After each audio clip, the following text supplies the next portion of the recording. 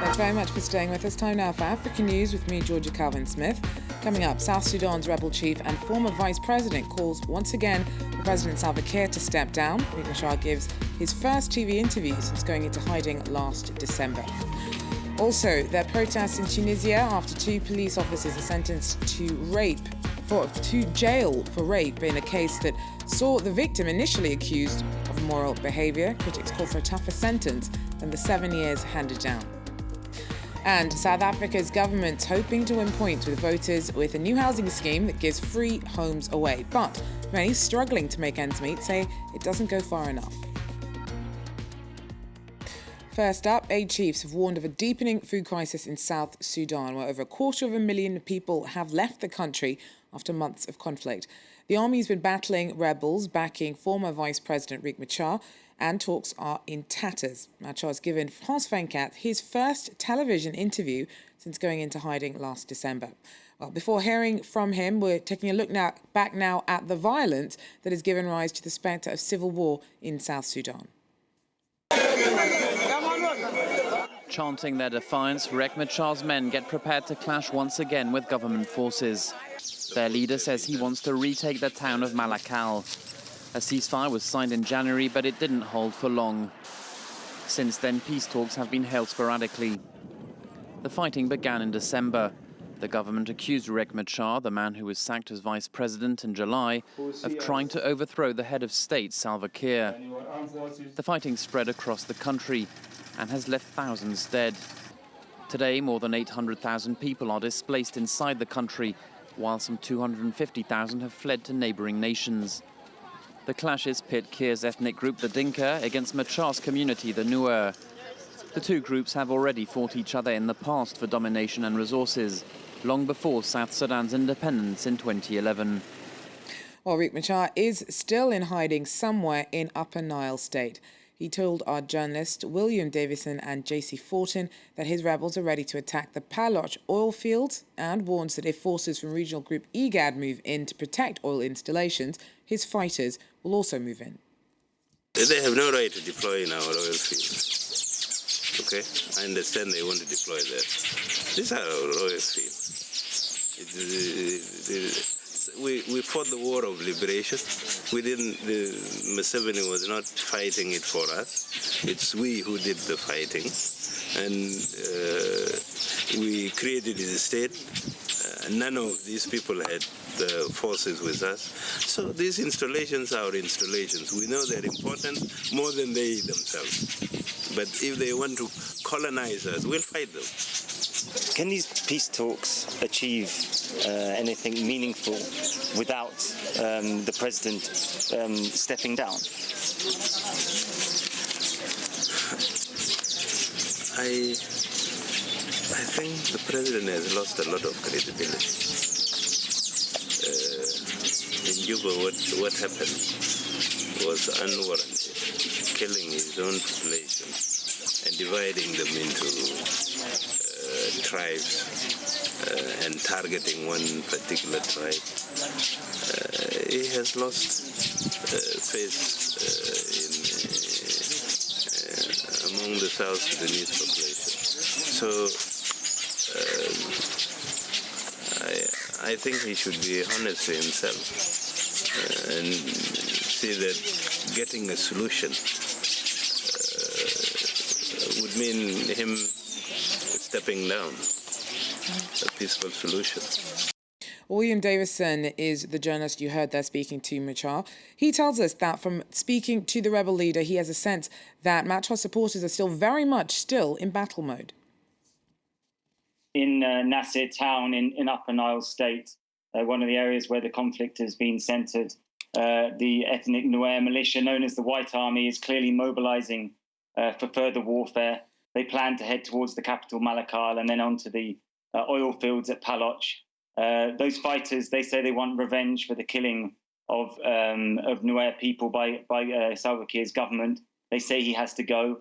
MACHAR, he refers to the peace talks, but was open about his military ambitions to control Paloch oil field, therefore starving the government of funds and forcing President Salva Kiir into concessions and finally an exit. William Davison there, speaking to us a little earlier on from Addis Ababa. In other news, riotings erupted in Mombasa after a hardline Muslim cleric was shot dead on Tuesday. It's still not clear who killed Abu Bakr Sharif Ahmed, known as Makaburi. He was linked to Somalia's Islamist al-Shabaab insurgency and accused by the UN of recruiting young Kenyans to join extremist cells. And Makaburi praised extremists' deadly storming of Nairobi's Westgate Mall last year. Previous killings of clerics have sparked deadly riots in Kenya as their supporters accuse Kenyan authorities of assassination. Now, last night, 2 Tunisian police officers were convicted of raping a young woman and sentenced to 7 years in prison. The case sparked widespread protests initially after the victim was at first accused herself of immoral behaviour. A third officer received a 2-year sentence for extorting money from the victim's fiancé. She was repeatedly raped in a car in 2012 whilst her boyfriend was restrained by an officer before being marched to a cash machine. Well, the case is being closely watched as an example of how women's rights fare in post-revolutionary Tunisia. For more on this, we hear from Misha Benoit-Level, who's in Tunis for us. We've been waiting for over a year to get a verdict, which was delayed over 10 times. In terms of public support for Miriam's cause here in Tunisia, it's really, frankly, been quite weak. Her case was taken up by the well-known Tunisian Association of Democratic Women, but besides that, there was no concerted public outcry over the case, precisely as that test of women's rights, as you said. There were no really significant large-scale rallies or protests in the streets, no real media outcry either here in Tunisia. But with support or none, the guilty verdict did finally result, and that's pair of 7-year sentences for the police officers. For Miriam and her legal team, that sentence is far too lenient, and they have said they will be appealing that. According to that legal team, rapists in Tunisia typically get 10 to 15-year sentences. And really, a harsher sentence would seem to be appropriate in this case, considering that the perpetrators were acting under color of law. That is, they were on-duty police officers and thus in a position to abuse their authority and get what they wanted out of their victim. But, you know, while 7 years may not seem as much as one could have expected, the very fact that police officers are being held accountable is something new for Tunisia. So it could be a sign that Tunisia might be moving, however slowly, towards greater accountability for its law enforcement officers.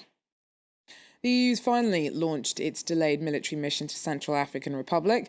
The force of 1,000 troops had been due to deploy at the end of last month, but had been held up over a struggle to get nations to deliver on troops. The peacekeeping mission will still take several weeks to deploy fully and will operate mainly in the Central African capital, Bangui. Central African Republic's been racked by violence since a short-lived rebel takeover last year. Central African President Catherine Samba-Panza was in Paris on Tuesday, launching an investigation into the killing of 24 civilians by Chadian troops in her troubled capital over the weekend. South Africa's ruling ANC is heading into elections in May, weighed down by allegations of state graft. They've been made worse with the recent scandals surrounding the millions of state funds President Jacob Zuma spent on updating his private homes. Well, the ANC is trying to sell the message that it's taking housing for ordinary South Africans seriously as well.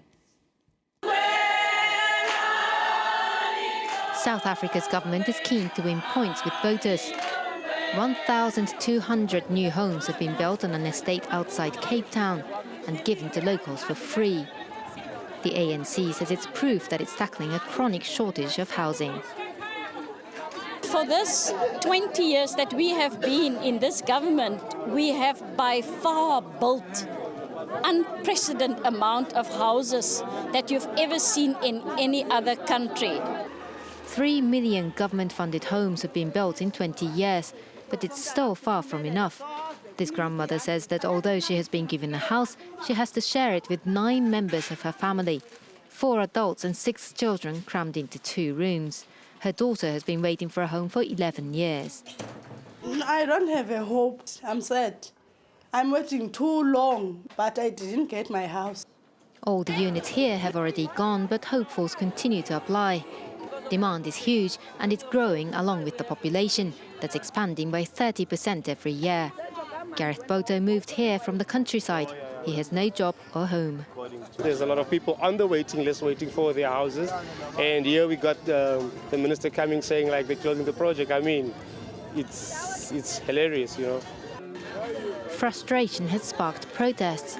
Hundreds took to the streets here, as in many other towns across South Africa.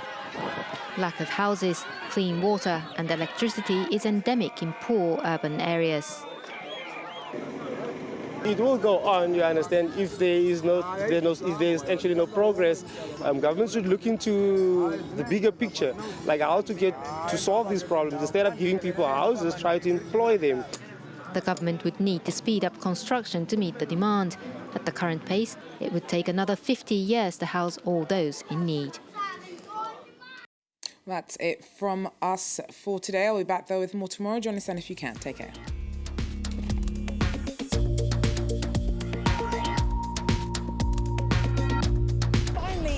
Inside the America. From North America to the southern tip of Patagonia, join us for a look at the latest political, economic, cultural and social news from the Americas. Inside the Americas on France 24 and France24.com.